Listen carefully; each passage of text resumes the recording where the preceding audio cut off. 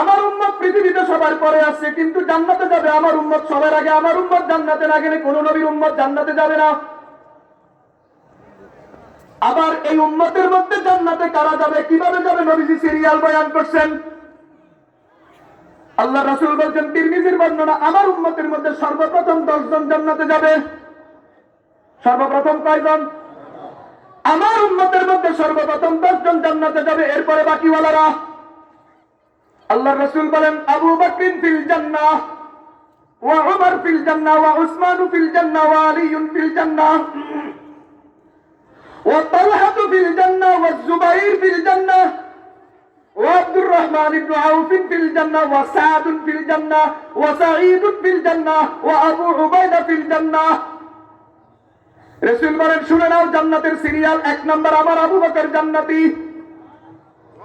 দুনিয়ার কোন শক্তি নাই আবু বকরের সিরিয়ালকে পিছনে ফেলার। আবু বকরের আগে জান্নাতে যাওয়ার কোন শক্তি নাই, সবার আগে জান্নাতি আবু বকর।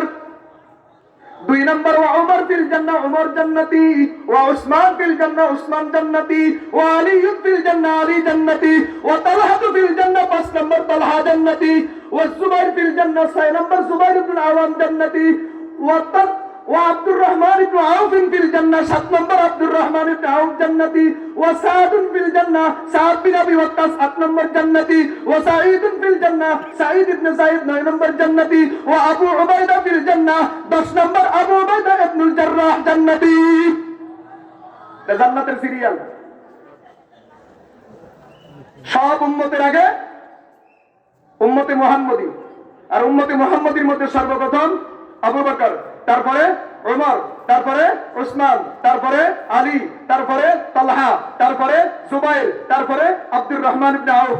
7 নম্বর জান্নাতের সিরিয়াল যেই লোকের, এই লোককে বর্তমান পৃথিবীর যত ধনী আছে সমস্ত ধনীদের মহাধনী আব্দুর রহমান ইবনে আউফ, 528 বিলিয়ন মার্কিন ডলারের মালিক। এই লোকটা 7 নম্বর জান্নাতে যাবে। সুবহানাল্লাহ। এই জন্য আমরা পরিষ্কার বলি, সম্পদ জান্নাতে যাওয়ার ক্ষেত্রে বাধা নয়। বলেন, সম্পদ জান্নাতে যাওয়ার ক্ষেত্রে বাধা নয়।